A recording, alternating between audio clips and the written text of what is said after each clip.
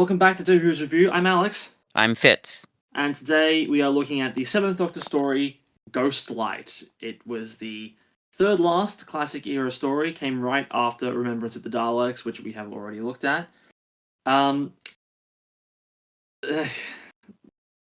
what more than any other classic era episode, I have no idea what I just watched. I slight small correction. I think Battlefield may have come before Ghostlight. I mean, maybe I'm wrong, but anyway, yeah, no, that is a perfectly accurate reaction. This is, even by Doctor Who standards, one of the most bizarre stories, certainly I think that we've looked at. And there's a lot going on. Let's put it that way. Sure thing. Yeah. You were correct. Battlefield did come before this. Yeah. Yeah. I mean, we set up last week that we were watching this one in conjunction with Army of Ghosts because of the ghost connection. I don't think I saw a single ghost in this episode, which, I mean, it's fitting for going along with Army of Ghosts. There were no ghosts in that either. So I guess it fits that way. Yep. Yeah, for people who haven't seen this episode, which I imagine is quite a few of you, it's a haunted house mystery horror which tackles the evolution versus creationism debate in the ripe year of 1989, right at the height of that debate. It really, thumb on the pulse as ever with Doctor Who. And it's, I mean, I think I enjoyed it. I think I did. I just need to fully comprehend what it was first. Yeah, sure. But why don't you give your opinion before we jump into any hardcore analysis? Okay, so yeah, there's a fair few things to get through, but basically, I've brought up this story before. I mentioned it when we looked at Destiny of the Daleks as a point of comparison in why Destiny doesn't work, but this story does. And I mentioned that the plot is very confusing, but my impression at that time was it was deliberately so, and I still hold that impression. Granted, that maybe because I just watched, about 20 minutes of, the making of documentary of this, which this is, just personally with me, whenever I do that with most, maybe not most, with a lot of, works of art, whether it be TV, movies, or even music for that matter, it makes the work quite a lot richer. But the impression I got was the confusion and the fact there are so many strange things happening in the plot that was fairly deliberate, and even if it wasn't entirely deliberate, there was a lot of self-awareness that the cast knew and the crew knew what this was. Apparently, the director would have to go to see Mark Platt, who wrote the story, and said, "Oh, what does this, and this mean?" And then he'd come back with notes and tell the cast and crew, and they still wouldn't understand what he was talking about. So they knew how strange and sort of muddled the plot is. But I think there's enough evidence in it to show that there was a certain amount of deliberation with all this, whereas with Destiny, as I've said, I think that is just a bad story. It's just people trying to tell a conventional Doctor Who story and just failing at it. This is doing something a little bit different. Certainly nothing conventional about this. No, it's very, I mean, and in a way, that's kind of great that it's a Doctor Who story, because, as I've often said, where else, maybe outside of the Twilight Zone, where else are you going to get a story like this in TV? Certainly in the 80s. But even by Doctor Who standards, it is very strange. It's very high concept. I think it's quite thematically rich. I appreciate that, because I've watched it 3 times basically in the last week, and I appreciate that more now, I think, than I did the first time I watched it. So, um, yeah, I quite like that about it. And the other benefit it has, as opposed to Destiny, because this was the other big flaw I had with that story, is in this story, all the characterizations I think are very good. I think the characters are written in quite a rich way. I think Ace and the Doctor in particular. Um, there are certain moments, which I'll get into, but they're quite indelible. And despite how really, let's call it what it is, how batshit the plot is, and how weird, really weird the concepts are, despite all that, I don't feel unsatisfied getting to the end of it. I felt, oh no, I feel that was a quite an interesting story. Barely could make sense of it, but I still really enjoyed it and found it compelling. And you can see, like, when you look at the way the characterizations work in tandem with the plot, as nutty as it is, you get the impression, oh yeah, this is clearly someone's really thought this through. Oh yeah. It may not be in any way conventional, and it may be kind of confounding in a ridiculous way, but actually, I can't believe I didn't make this comparison before, but I kept thinking this is reminding me of something similar. I just can't think what it is. It's kind of like Twin Peaks. I don't know if you've seen it, but that's kind of what it's like. I can see Yeah, that. Yeah. I can't believe I haven't made that comparison up to now. Although, funnily enough, I enjoy this a lot more than Twin Peaks. This is a bit of a tangent, but I'll briefly mention it.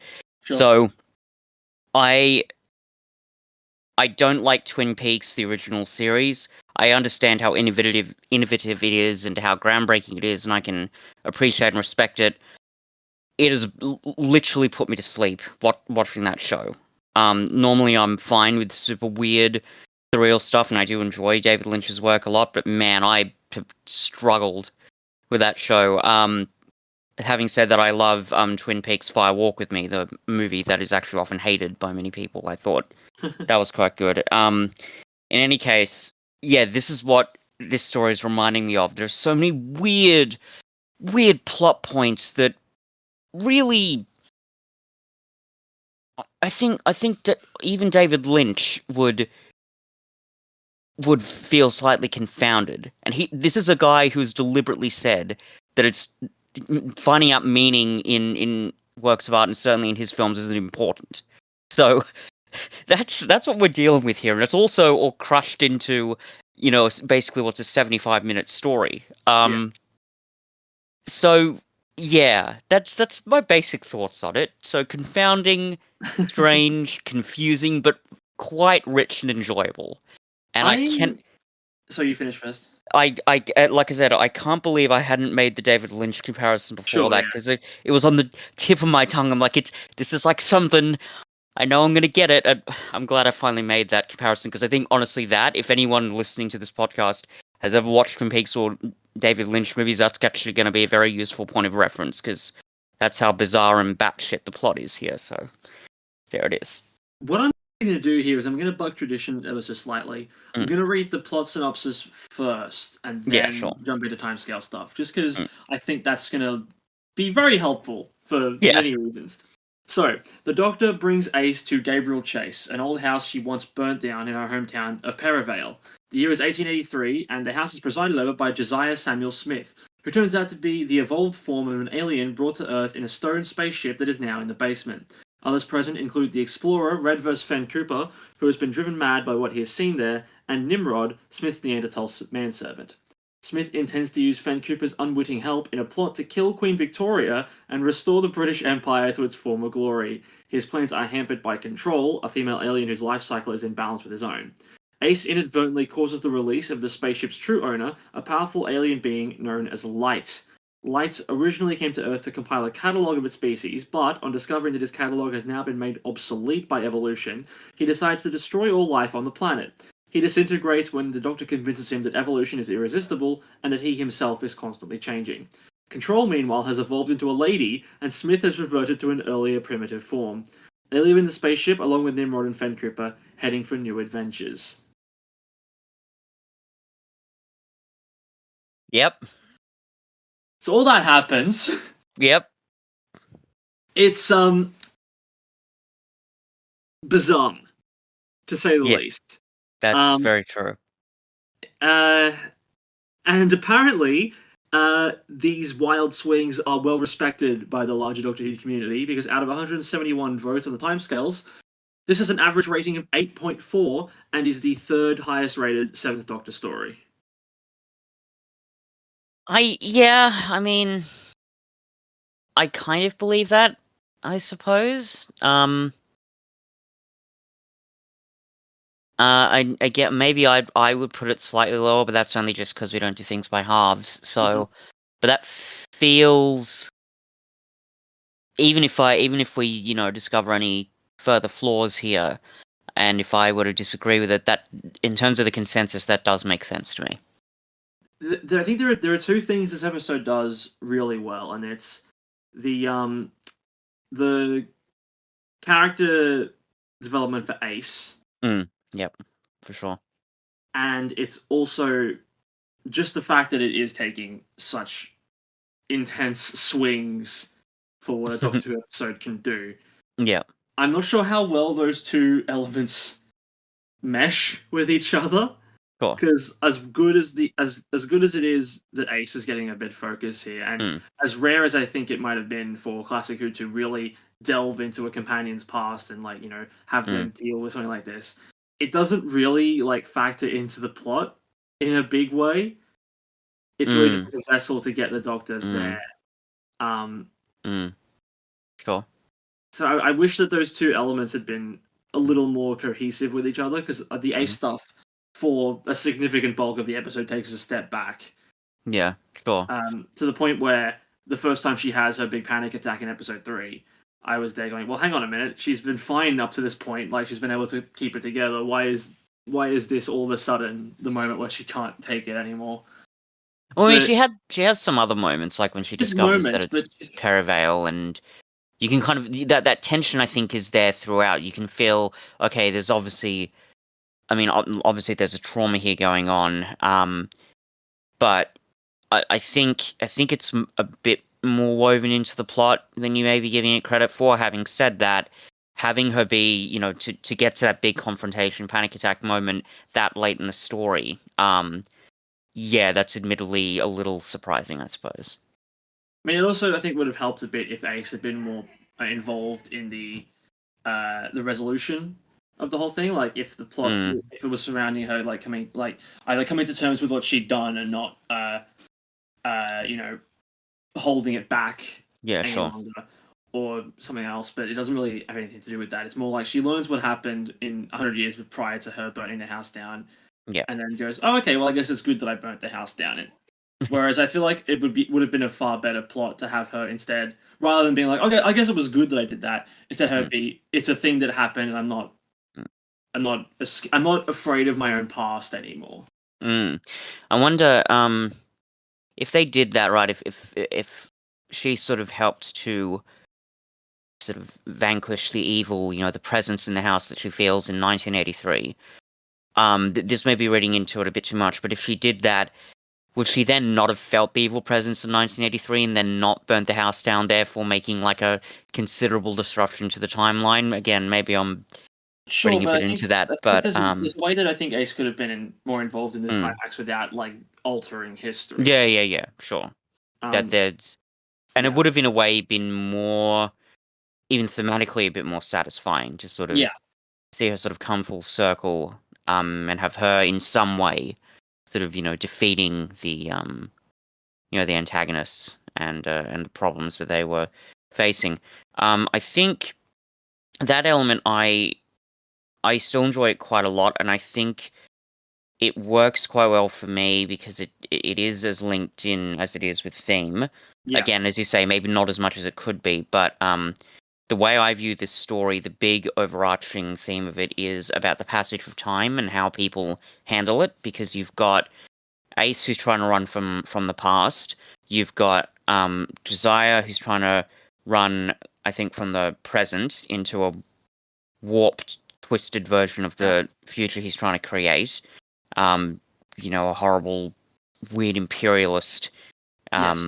idea, which is quite unsettling. And then you've got Light, who's running away from the future because Hmm. he which is really strange when you think about it. Because like you'd think Yeah. if he's meant to catalog life on Earth, surely he'd have to be acquainted with the fact that evolution is a thing, which is a little funny, I guess. Well, I guess I guess we'll get into that stuff when Yeah, we tackle that element of the plot. But yeah, sure. there's other like elements as well. We have Mm, Gwendolyn dwelling on her past and mm, not knowing who her mother is. mm, There's Redverse who's sort of all over the place, and then we have a literal Neanderthal. I yep, it's what this episode is so weird. Um, yep. so it has an 8.2 for plot, which I think that's all right. I think that's about where it should be. I mean, It doesn't look, have any significant plot holes, but I think it would take multiple viewings and a Spark Notes analysis to properly comprehend yeah, it's everything that they were going for here. the thing is, all the pieces of the puzzle are there, but you have to really sort of keep watching it to get all those pieces because there are even small elements. Because I watched it again yesterday, and I was like, oh, I didn't realize that was part of the story. The second time watching it, um, I will say this is a small thing, and we may get into it in more detail. Gwendolyn and her mother basically just turned to stone in the end, and I don't think there's any evidence to suggest that that's reversed, from what I can tell. Maybe I'm wrong, but Right. I think that that's a thing that just happens, and then Ace and the Doctor just leave. I don't know if they even knew that Gwendolyn, Gwendolyn and her mother, they turned to stone, and I don't think Ace and the Doctor really knew about it, and then they just left. So that's that's a loose end that never gets tied up, Well, I which mean, is I assume they just stayed a statue, right? yeah, which is pretty grim when you think about it. But Yeah. anyway, 8.7 for acting. Sure. yeah, Everyone's good here. There was one moment where Sylvester McCoy was, I think, playing it a bit too big. At one point, he's like confronting yeah. Mike, and I think he goes a bit too over the top for his Is own that where good. he's like he's holding a fist out in front of him Yes. and he's yeah, I noticed that too. Look, given how goofy that could have been, he makes it work surprisingly well, but it is a little strange because Sylvester McCoy, even from the stories we've seen, there's a lot of subtlety with him. So to see him sort of go to that area is a little strange. I'm not sure what direction he was given for that scene, or what his interpretation of that moment was, but it is a little odd, I must admit. But the performances generally are pretty good. Obviously, a little bit over the top. It's a very, even by Doctor Who standards, it's a very theatrical story. I would honestly actually be very interested to see how you could possibly adapt that to stage because Mm. it is very stagey. Yeah, Again, certainly. even compared to other Doctor Who stories, all in the same sets. Um, Couple of exterior shots, but no one's in any exteriors. Um, and all the performances are quite hammy and theatrical. And I think on that making of documentary, I think I heard a lot of the actors were theater actors, Yeah, that so makes sense. they were given the space to be quite melodramatic. And even small things, whether it's the Reverend saying, "Oh, it's more of your mumbo jumbo theories," and it's just it's if you weren't acquainted to Doctor Who, particularly Classic Who, it might look very strange, but it's really not that out of place for Doctor Who, I think. And given that they're all, or most of the actors at least, are operating on kind of a heightened level, they're all doing it pretty well. Um, so yeah, I think what did you say for acting? 8.2? Did you say 8.7. 8.7? Uh, maybe a little lower, but again, that feels like that sounds about right, I suppose. 8.3 for effects. There are not terribly many of them, and they mostly work, I think. Yeah, most of them are practical effects or either special makeup or like there's some early CG, but they're not overdoing it. Most of it is Oh, just little bits of light. and Light as in Light, not Light the character. That's going to become confusing. Yeah, I know. Um, but yeah, generally speaking, the effects are, I think they work fine enough. The weird creature designs, and the practical effects there are good fun. And there's certainly nothing that's particularly egregious, I don't think. Even the bit where Ace has her strange sort of panic attack, that was done quite convincingly. Yeah, Again, given yeah. how goofy that could have been. 8.4 for replay value. I mean, in the sense that you probably should watch it at least Mhm. twice, I think that's probably valid. But I mean, I can't speak to uh, how how easier it is to follow on multiple rewatches. Mm. Uh, what would you have to say to that? Yeah, it is, I think. Again, the more I watch it, it's more like, oh, that's. I didn't notice those little bits. Like, I can't believe it wasn't until yesterday when I watched it, where in the end, Josiah and Control they swap. And even now, I'm actually not quite sure what Ace meant by that. Did they swap bodies? Did they swap? I don't know. I still am not quite sure about that, but I hadn't noticed that before. Um, or even little things like when they see that the insects in the collection are coming back to life. Just stuff like that I hadn't given as much attention to, but mind you, that's just because the plot is so all over the place. Yeah. Um, I think it's this is the way I view it, and it's not just with Doctor Who Hell. It's not even with TV or film necessarily, but I'm of the opinion that great works of art um, often don't and really often shouldn't reveal all their secrets to you on the first go, and that the strength of a great work of art, regardless of whatever medium it's in, is for it to have so much detail that the audience notices new details every time they are confronted by it. Yeah. Kubrick films are probably the best example of this. Granted, that's led to a lot of ludicrous over-analysis that I find kind of frustrating, but generally speaking, you'll watch it again. It's like, oh, there's all these details I hadn't noticed, and it's the same with other things too, even with music, for example. Um, so I think that's the way I view it here. There's like you can fairly clearly tell there's a certain amount of deliberation to it, so that even if it is really confusing and you do have to keep watching it to really get a good sense of what's going on, Hmm. it's well constructed enough so that the main elements of catharsis and sort of the dramatic punchlines, they work on a first viewing, and so every viewing after that, it's just more, oh, okay, cool, there's that detail and that detail. It's just putting all these pieces of the puzzle together. So, I think it's even beyond the fact that but you basically need to watch it more than once to get a lot of what's happening. Even beyond that, I think it does become a bit richer after the first couple of viewings. And as I say, I'm slightly biased now because I've just been watching the making of documentary, but I honestly think it will become even richer from this point on, for a while at least. So yeah, that's what I think on it. And we have 11 out of 88 people saying this requires a previous story. I'm not sure how much episodes prior to this delve into Ace's past, but that was the only thing for me that took a moment to piece together. When Mm, she says it's Perivale the yeah, first time, I'm kind of like, okay, explain please. yeah, But they do quickly enough. It's just I think that first little hurdle you got to get over to properly yeah. understand what this means for Ace. Yeah. I think by this point they had gone into her past a little bit, and I think they'd expanded, particularly in this season.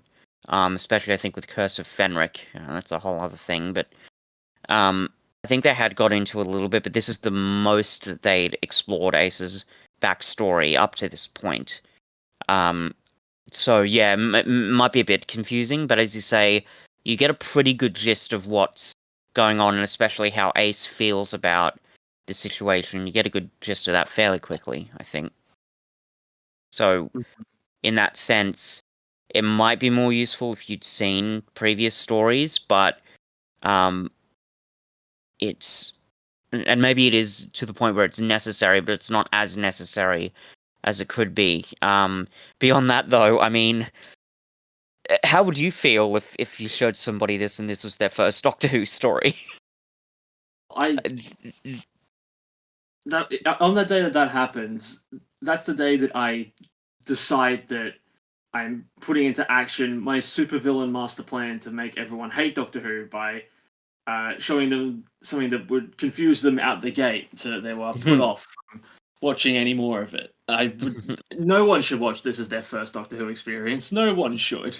No, it's well, yeah. I mean, that's the thing.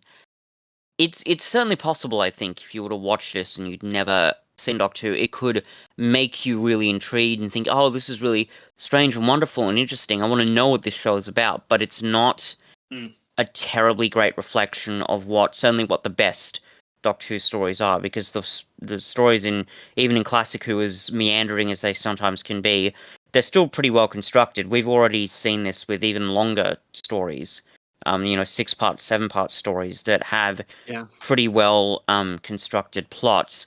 So even though there are particular kinds of enjoyment you can get from this story, it's not that reflective of the rest of the show in really any era, excuse me. Um, Sure. it's so strange and singular that even if somebody was to really fall in love with this story, it wouldn't do the rest of the show justice. So yeah, it would be very strange and confounding to show a new viewer. And by the way, that's even if they find the story entertaining. It's possible that someone could watch this and think, I don't know what the fuck's going on here. Please make it stop. Yeah. Yeah. Certainly. I'm glad you said the word intrigue because I feel like that's what this Mm. episode does really, really well in the first half. They Mm. do a good job of building up the intrigue surrounding this house. And I think largely that's when a lot of the what the hell is all of this really works for the episode largely as a Mm. whole. When they're presenting you with all of these uh, weird and ridiculous plot threads, Mm. and before they've properly explained what's going on, it's like, okay, this is interesting enough. I'm curious to see how this all fits together. Mm. Um, that being said, I might need a refresher on a couple of things. Sure. One, do they ever explain how the creatures evolve as quickly as they do? And two, do they ever explain how they're able to keep the maid staff in line and essentially brainwash them into doing what they want? Like, what's all that about? I don't think so. I think like yeah, because you said that like the way they use people, the way they sort of evolve people back to their to other forms. Well, even the Mm. aliens themselves, like Mm. Oh yeah, yeah, when I first, well, this Josiah especially, but yeah. the main thing is when I first watched the story, I had assumed that Control had just like been able to take on the mannerisms of a traditional Victorian lady, but then reading the plot synopsis, it's like, hang on, she evolved into a lady. Um, what did they? How? I assumed some of those were sort of like Control evolving was sort of an almost natural process, I suppose. I don't think that was, you know, con ironically controlled by anybody. But I look, I don't want to just say, oh, just chalk it up to timey-wimey sci-fi tech magic. But I think it's something akin to that. I did assume that there was some sort of technology that the spaceship had, and that Yeah, Light even possessed, um, that enabled all of these strange evolutions to occur, and that, or even with Josiah, like him sort of changing forms, that was just like a natural thing that kept happening to him, I suppose. yeah, Um, but that there was some sort of I don't know, impetus to make all these strange things keep happening, and it had to do with the spaceship. Admittedly, I see where you're sort of getting at. Not very clear, No, and yeah. yeah, like you'd need. I'm probably going to need more viewings with this story to really get a grasp on that. But yeah, I think that's how it would go. And what was your other question? Oh, The how they control over hypnotize the the the maids and that. um. Oh, I feel like they do go into that. Like they go into um the policeman who they just find in a drawer because that's a thing. Hmm. Um, I think the doctor says like he's been hypnotized. So they Right. don't. I don't know if they go into details to what that was, but I think the implication is that because we've got things like light, which basically turned Redver's Fen Cooper mad, they're using some sort of psychic ability that light sort of gives them to manipulate and control people, Sure. um, and to make them think, oh, this is actually what's happening when it clearly isn't. Um, that's what I assumed was going on there. That makes sense at least. Mm, yeah, sure. But yeah, this is a it's amazing that the episode sets up the creationism and evolution debate and Mm, then has the final conflict be surrounding and like a creature that is described as an angel mm, who is turns against the people who were proponents of evolution. I really thought the episode was going to go down a bizarre no creationism was right the whole time angle, but they don't do that. no. What they instead do is uh, in order to prevent evolution, I'm going to destroy all life. And that is halted when the doctor points out, well, hang on, you're changing too. Mm, But, like, is that. I, I kind of feel like, because, like, light, as we're shown in the episode, is this incredibly powerful being. yeah, You know, he he can moves at the travel at speed of thought. speed of thought, which is annoying. The speed of light is right there, and you didn't do it.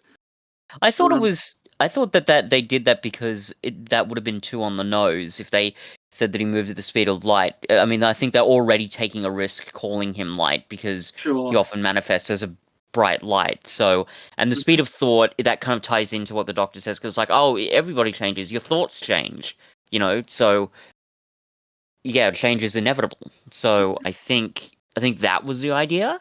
Sure. I mean, it just Behind goes it. back to what you said earlier, where it's like, if how does this person not understand that with the catalog of all life in the universe that Yeah. there is this idea of change. I guess I guess it just means that like it is just that creationism versus evolution thing again, Mm, whereas this person who doesn't have the concept of passing down genetic traits to yeah. better the species, Yeah. who just assumes, oh no, when life began, it was always this. Yeah. Which is interesting. Yeah, Um, I mean, as I said, it is weird for a 1989 episode to tackle this debate. I mean, it's not really a debate. They well and truly place creationism in the "you're stupid for thinking it's real" camp. yeah. Um. I think a lot of it like the setting, I think had a lot to do with it Oh yeah, because definitely. yeah, like 1883, that would have been when the debate was, Yeah, a certainly. serious hot button issue. So that all sort of comes together. But I think, as I said earlier, I think thematically is what it's really trying to say, and I think those themes get woven into the plot and expressed well enough to keep it Yeah, interesting and justified. Have, it's so like funny as well to mm, have the Reverend, the anti-science man, literally say we didn't come from apes while eating a banana. yeah. Even before he reveals the hairy hands, even just Mhm, the way that the actor chooses to bite the banana, it's so mm. perfect. Yeah, It's it's so very funny. funny, It is. Yeah, it's very funny. but not political. No, no, no, of course not. Not at all. Um Oh dear. It's funny every time. the joke just keeps getting funnier. Yep, Um, every single time we find an example of Doctor Who being political, it well, it's, just gets funnier. well, the sad part is, I mean, I joke, but it kind of does keep getting funnier. But that's just Hmm. because of what a problem it is. Man, I can imagine in 1989 people watching this and then going, "Oh, no wonder it's getting cancelled." Like they went woke, and the BBC's taking it off air as a result. yeah. Can you imagine the science fiction show trying to talk about and teach about science? Nonsense. Who'd have thunk it? How Yeah. weird. So yeah, it is very funny. Hmm. That little scene at least. It's quite strange.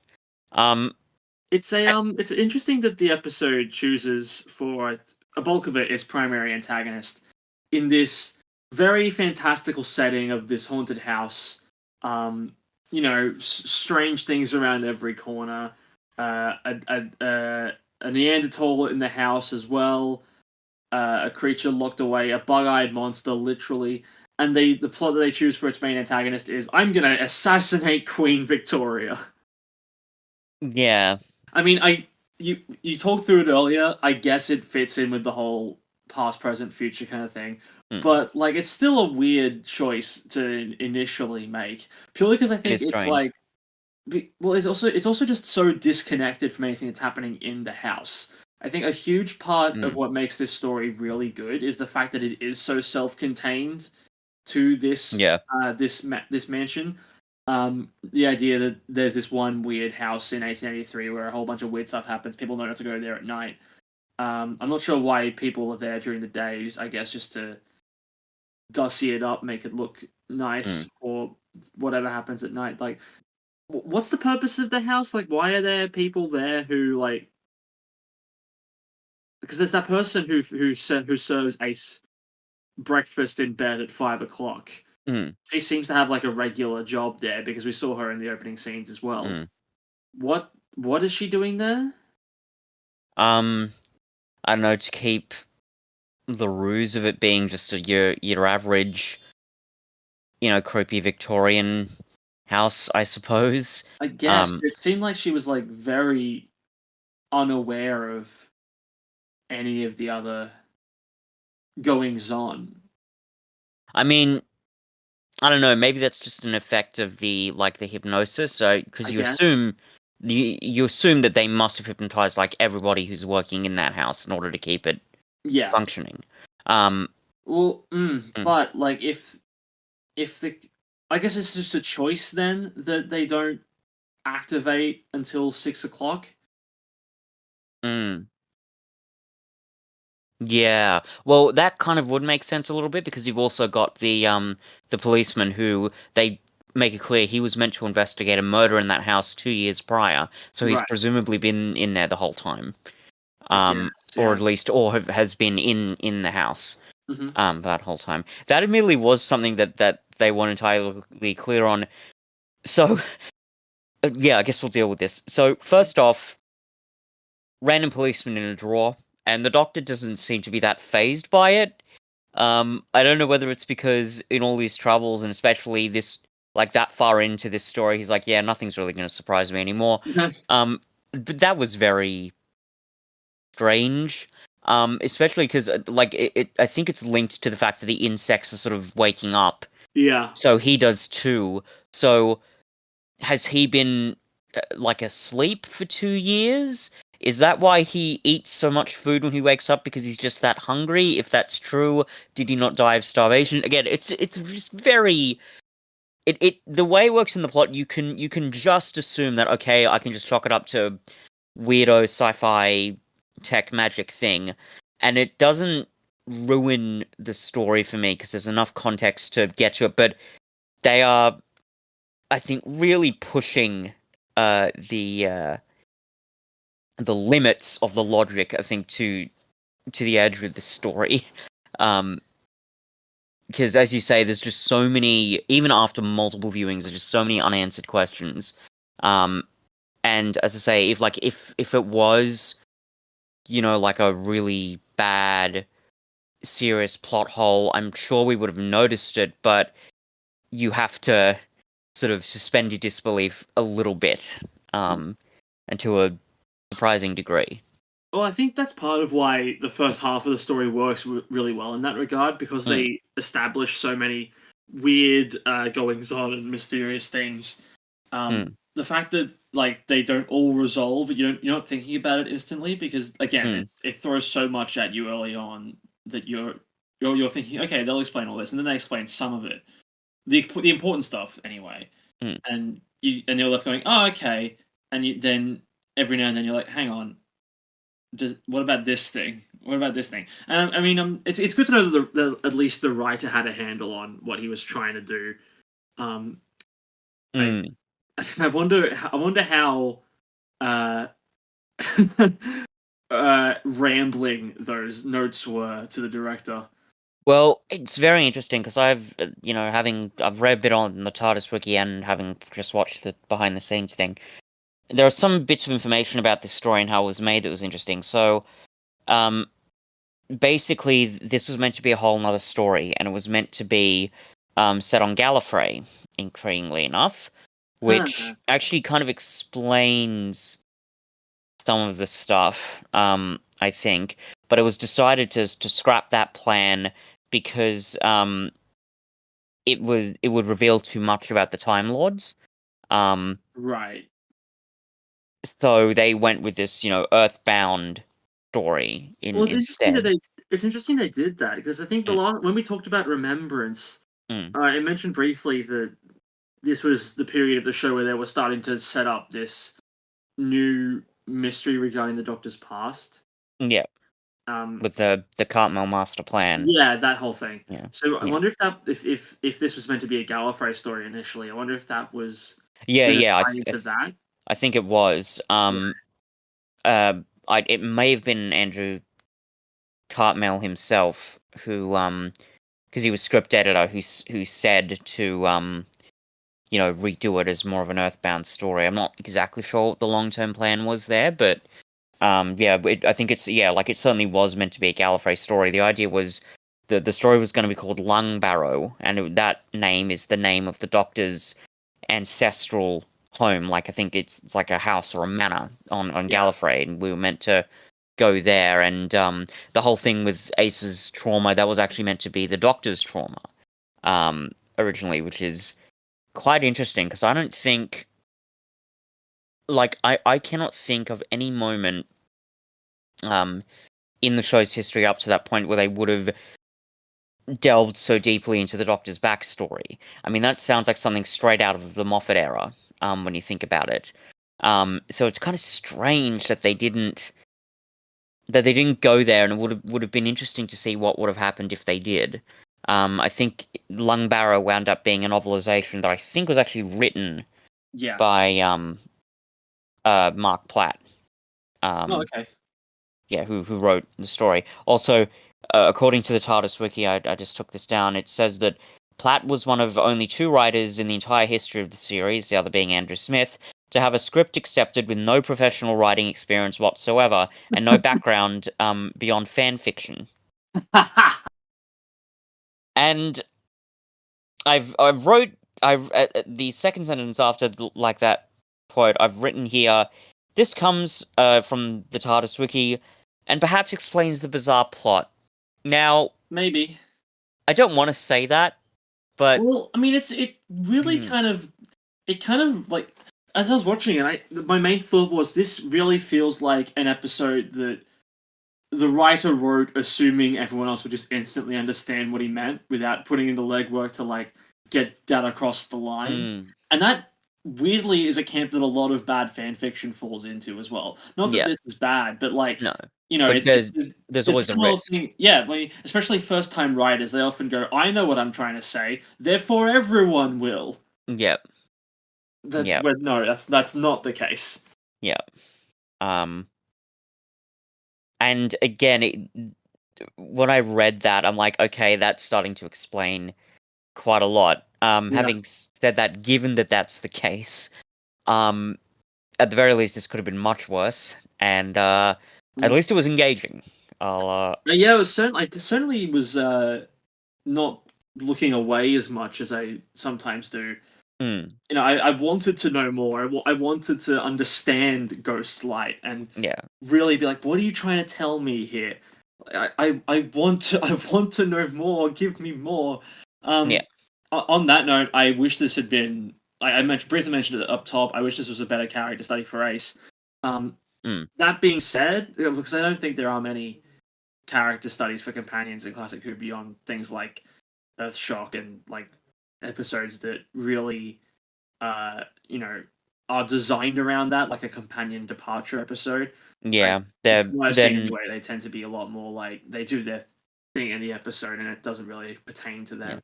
Which is I mean, they do. unfortunately a camp that Classic Who can fall into a lot because they don't tend to do longer story arcs, so Yeah, there's no room to do yeah, character studies for companions in that. yeah.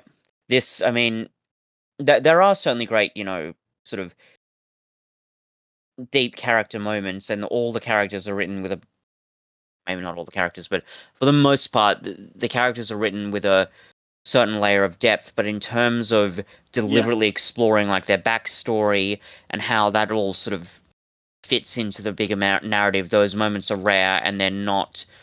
They don't even really have whole stories based around them, because even something like uh, Resurrection of the Daleks with Tegan's departure, it's a significant moment, and there's enough things that happen in it to signpost it, but it's not it's not what her. that story's about.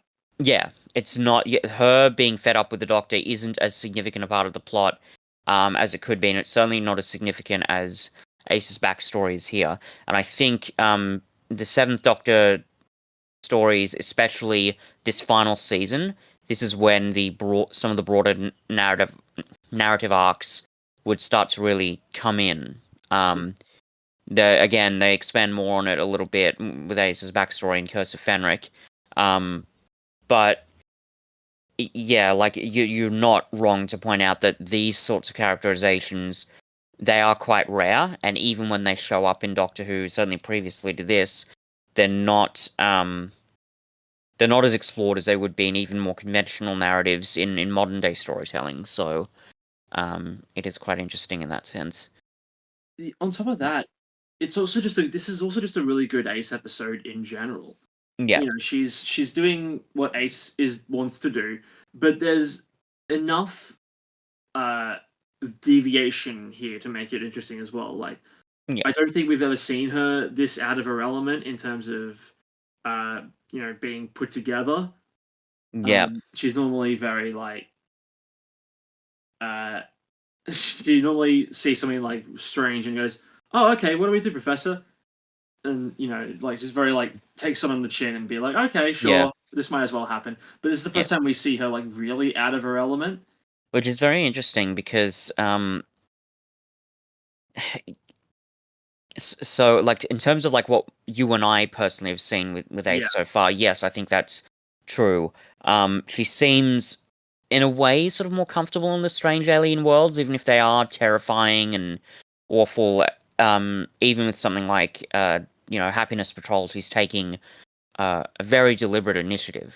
And she's the one who wants to sort of get things done and rush to action, whereas the Doctor sort of wants to stand back and maybe plan a bit more.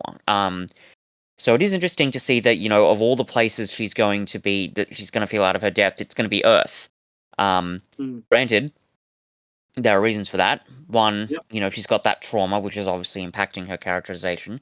But also, I think it's the fact that she's in not just Earth, but in Victorian England, because as I said, Ace very much embodies that sort of punk ethos, and I yeah, think it stands very much in contrast um, to the manners of Victorian England. yeah. When she and The Gwendolyn walk out of the changing room in full suits, Yeah, that's really great.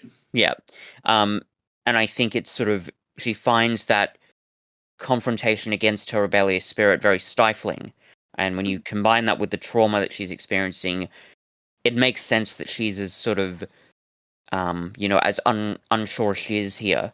But they still maintain that sense of rebelliousness. I love the Yeah, line where she says, scratch the Victorian veneer, something nasty will come crawling out, and I just Mm. all that stuff really, really works, I And when think. she jokingly asks them to phone in a curry for dinner. Yeah. Um, Oh what, man. what reason does she give for having ran into the house in 1983 in the first place? Because I remember it being like really dark.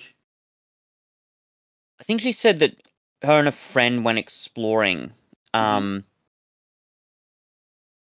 Um I'm not sure what. I think it was just like a fun thing that they would do. They would just go out, I think, and explore strange places, and they went to this house. And Well, then she said sorry, something go. about like her friend getting beaten or something. No, she said that white kids firebombed it, I think. I think that's how she phrased it. I think that's what she was referring to. Right. I think, yeah, is that? I think that's how originally she said. I think that's how originally she said the house burned down, but she actually burned it down. As is revealed later on, I think that's what happened. Again, the narrative is a bit, all over the place. I'd probably have to go back and Sure. examine that. Um, I think that's what happened. Um, Oh no, yeah, no, here it is. yeah, Uh, her friend's flat got firebombed. yeah, yeah, Her friend Manisha, yeah, and then in anger she set fire to the house. yeah. No, yeah, That's that what I makes thought it was sense. because she described them as white boys, right? Yeah, white kids. White kids, yeah, yeah, yeah. So in that moment, I was like, Jesus Christ, was Ace witness to a race crime? And yes, that's what it was. Like Yep, the TARDIS fandom literally describes it as her friend's flat was firebombed by neo Nazis. yep. It's literally, and there's a hyperlink here to neo Nazi on the TARDIS wiki. Oh God, yeah. That's One, that's pretty two. dark. That's that's pretty fucking full on. Ah, I shouldn't have clicked this hyperlink. Oh no. Are you familiar with the Doctor Who novel The Shadow in the Glass? No, but Okay, that stream is not reassuring. I'm going to read out this one sentence description of this story. In 2001, another neo-Nazi organization, led by Adolf Hitler Jr., pretending to be his father preserved by stolen Vormak technology, planned to conquer the world with the help of demonic imps, but the plan was foiled by the Sixth Doctor and the Brigadier.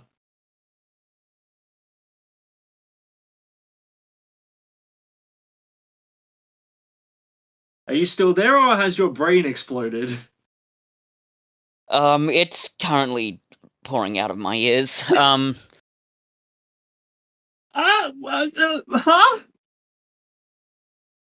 Puff, why are you continuing to read it? No, I'm reading something else now because I saw another weird Okay. hyperlink. This is another novel story which is simply called Down. In 2593 on Tyler's Folly, Bernice Summerfield encountered the SSSSSSS, or Stella Stora Sigma Schultzstaffel Sturmsoldaten, which was considered the most ineffective Nazi group since the Outer Hebridean National Party. What? Yes, yeah, Here's the exactly. thing. Here's the thing, though. That's not the first time neo-Nazis have come up, even in Seventh Doctor stories. I'd have to go back and watch it again, but I am, Silver Nemesis, right? yes, I'm certain that the big conceit is that the Nazis are trying to get hold of, I think, of the Silver Nemesis. Yep, that's also on this page Yeah, regarding neo Nazis. but Mm hmm. Mm hmm. do I even have to say it? No, you don't have to say it. I think the fact that Doctor Who uses almost casually A a race crime inflicted by neo Nazis as as a major character's backstory in this episode for something that doesn't come up prior to this and never comes up again. That's clear evidence that the show has never ever been political. Yeah. Wow. Um, I would. There might be more to discuss here, but I would like this episode to end so I can have a have a long, hard sit down and reflect about this TV show that I am a fan of. Oh. Should we do a book club at some point of the most ridiculous and insane Doctor Who novelizations that came out? Sorry, what did you say? I Has was there been wondering a... if at some point we should do a book club episode about some of the most bizarre Doctor Who novels that came out. Oh, no, that's fine. That already exists, and it's called Broke Canon, and Davis already makes videos on that, Okay, so... okay, thank God, because In fact, I don't want to, you know, engage myself in that side of of the franchise any more than I have to, based on the evidence that we've just been given as to you, what the books were like. you know what? I wouldn't be surprised if those books were actually covered by Davis, because the stuff he's already covered is wild. Like, there's one book where the Doctor... apparently the Doctor and the Master were part of a pop music group when they were on Gallifrey. God, Yes, that stunned silence is completely appropriate. I wish that the name of that band was The Timeless Child, and that was all that Series 12 was about. If that had been what that plot line was building up towards, I would have stood up and applauded in my seat rather than Sank back witnessing the and leap. cringed in horror. Exactly, yeah.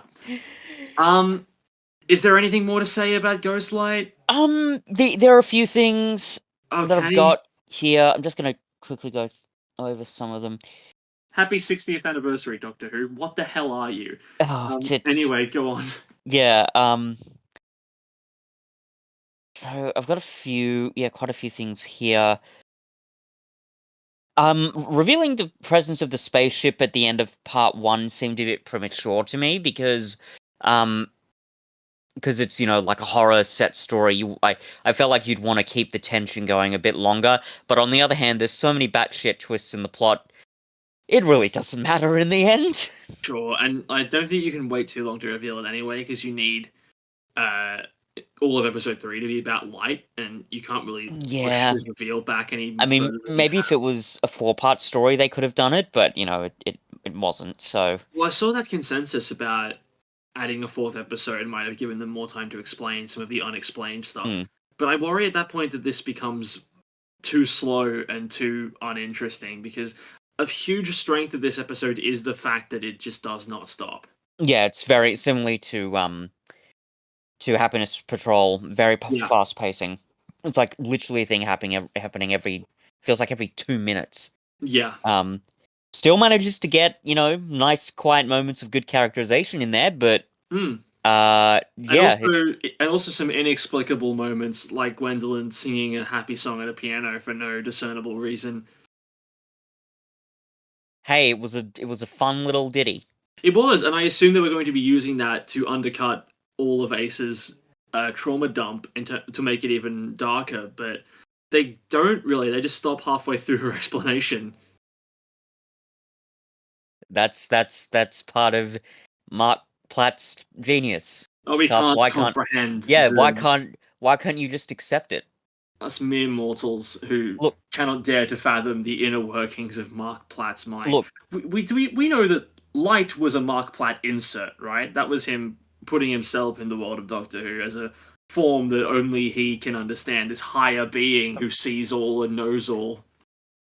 look, if David Lynch doesn't need explanations, then darn it, Mark Platt doesn't either. He certainly doesn't need prior writing experience. Apparently not.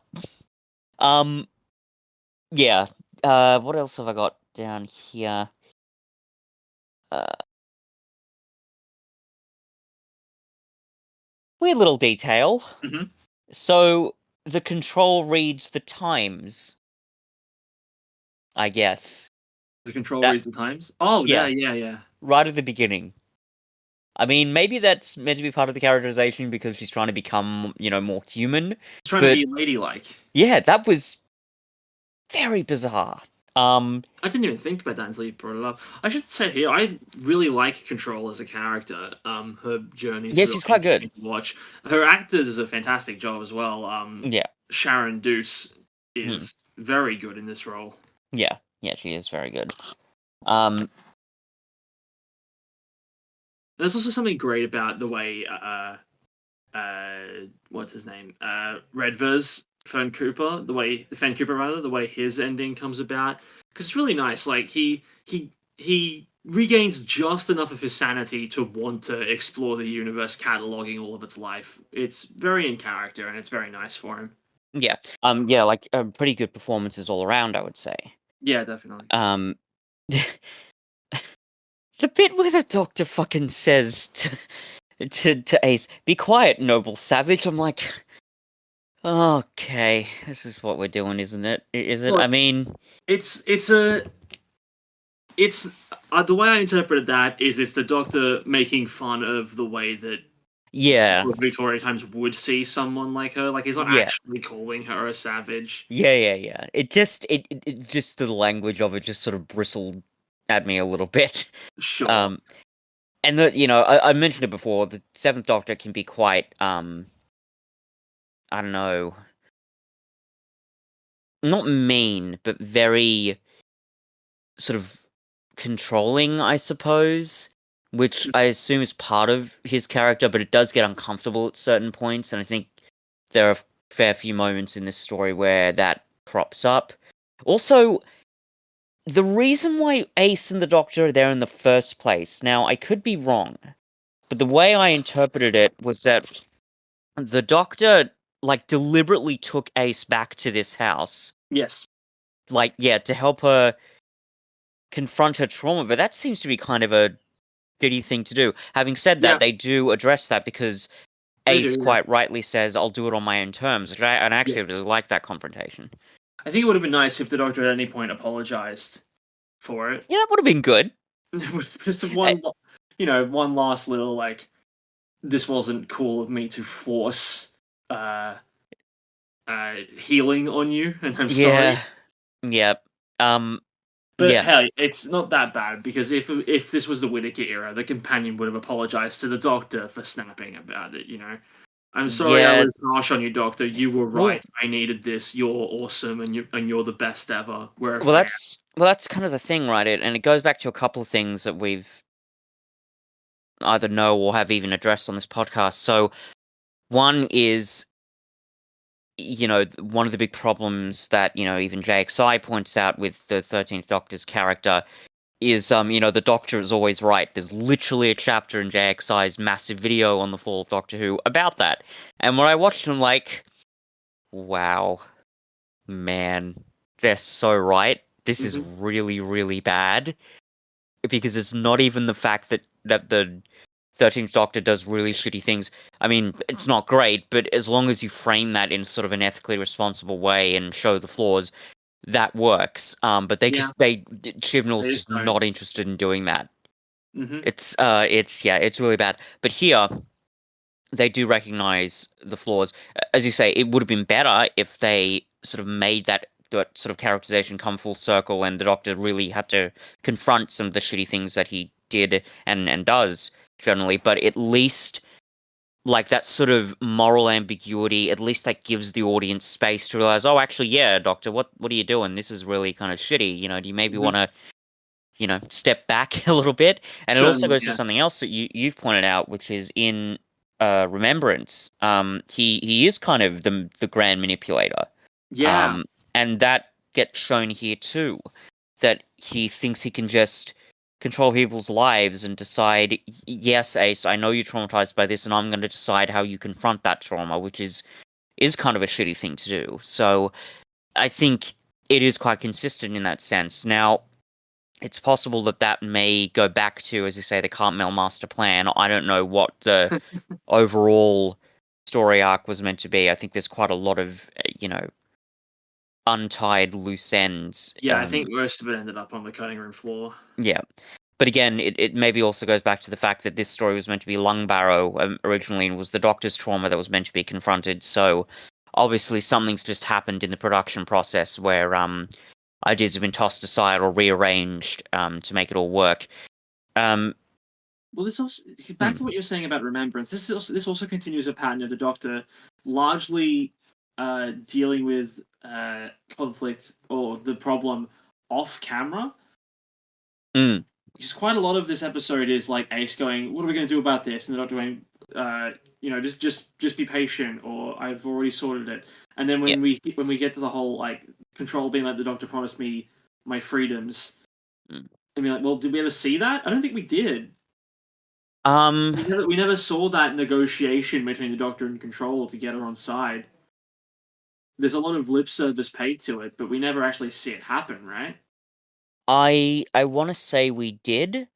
Again, it's just kind of a symptom of this plot that if that was clear, I would have to go back and Well, I make don't sure. I don't think I can remember a single Mm, one-on-one conversation they had prior to episode 3, right? Because he fixes mm, the lift off camera, certainly. mm, So that presumably would have been when he went to speak to Control and figure out everything like that. mm, But it's just mm, another weird pattern of the Sylvester McCoy era where the Doctor largely does a lot of the stuff when we're not seeing it happen. You know, same yeah, thing with Remembrance, where he does all the reprogramming of the Hand of Omega and all that stuff yeah. when we're not there to see it. So for a lot of Which the is, episode, we're left sort of going, okay, so he clearly has a plan, but what is it? I think it mm, works better here than in Remembrance because here he doesn't genocide a planet. mm, So there's no yeah, like ambiguity as to whether or not this was a bad thing. yeah. Um, but that manipulation, I think, is there, and it's interesting. Um, but he says, I don't worry, I always leave things to the last minute, but that doesn't seem Yeah. to be terribly true, No, does it? not at all.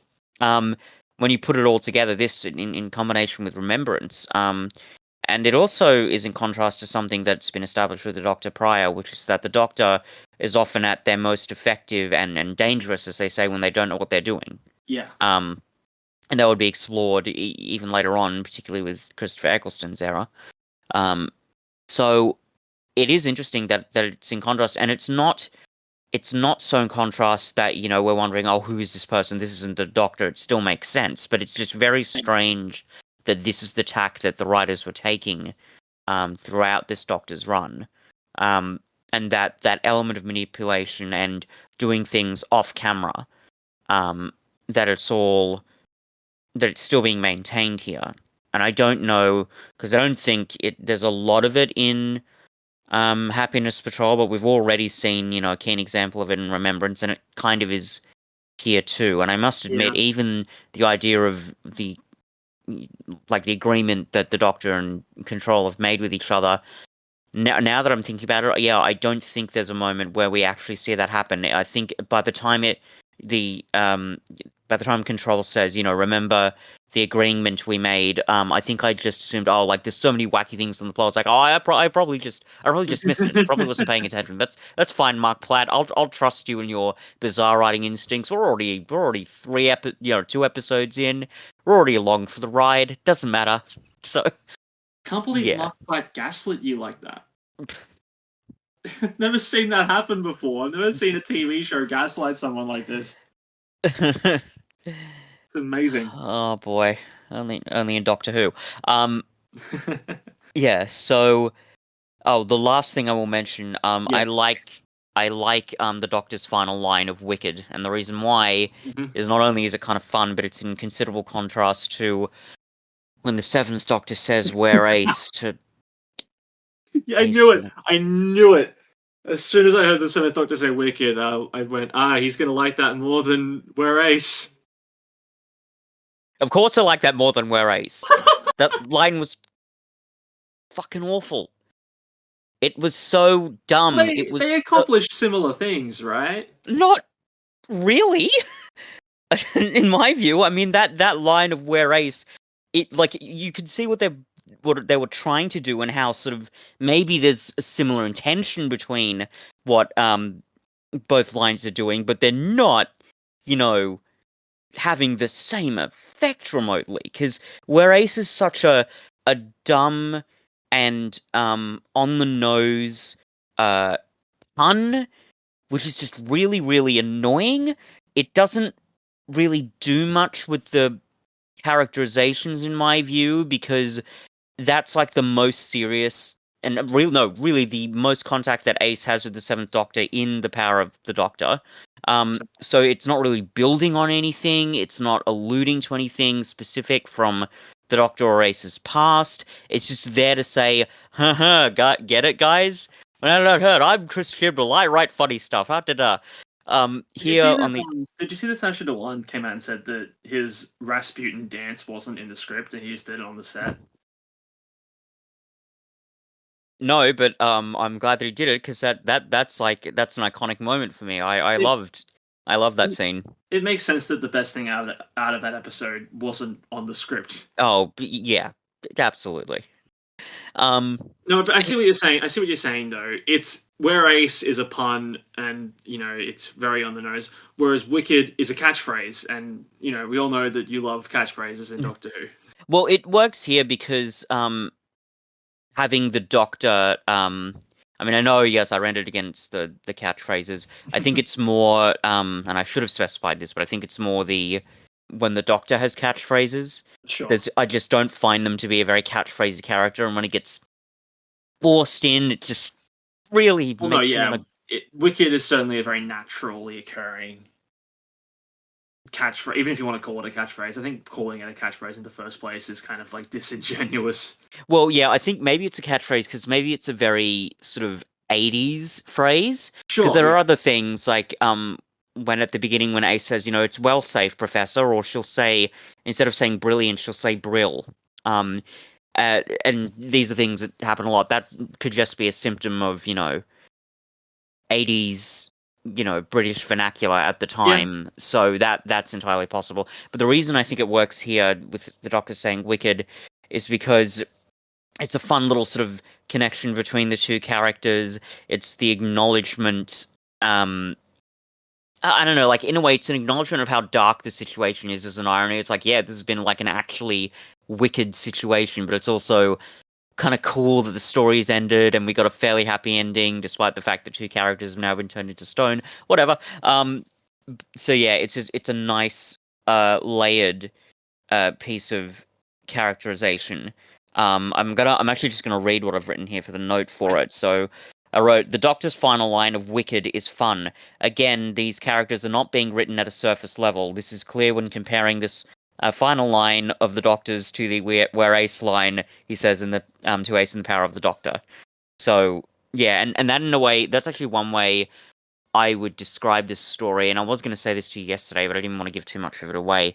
Mhm. Basically, on a very surface level, one way I would describe this story is that it has plot twists and plot elements that would make Chibnall blush, but the big difference is the characters are not written at a surface level. They have really good characterization, and that saves it. So, That's a nice way um, of putting it, yeah, actually. I I think think I there's agree with more that. to it than that, but that's uh, a basic understanding of what the story is and why it works.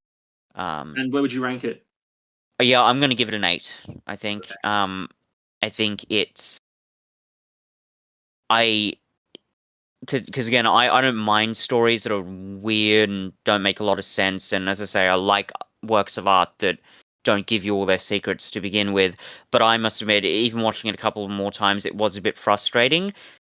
But it's still a very, very well written script, as bizarre and idiosyncratic as it is. Indeed, it works as well as it does because it's so bizarre and idiosyncratic, and because you feel that there's a certain amount of deliberation in what the writers are doing here.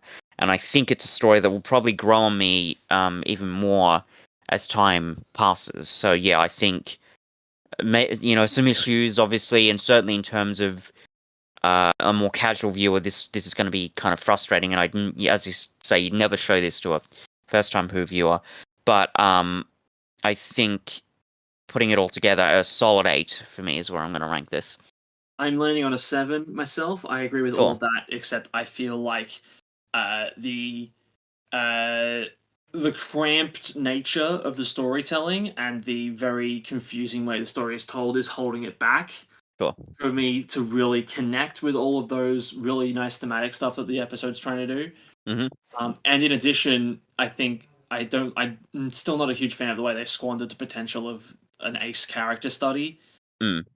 which would have been really nice to see. But Sure. it's still fun. It's still good. It's still entertaining. I still was upset when it ended because I was sort of left there craning my neck into my screen, wanting more. Mhm. Sure. But yeah, that's where I land. Yeah, that seems completely fair. So next time we are going to be ending our second season of regular Two Who's Review programming by looking at the series 2 finale, Doomsday. Yay.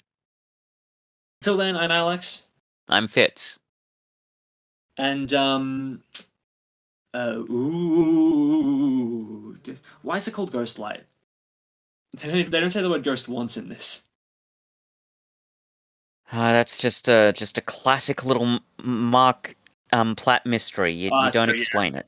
well, I need to remember. I can't stop trying to explain Mark Platt. He Stop. is the eternal and the ever present. Stop overanalyzing it. I mean, it's almost like you're trying to review it or something. What are you doing? Oh, good God. That's it. Pack it in. Call it a day. We're done here. Oh God.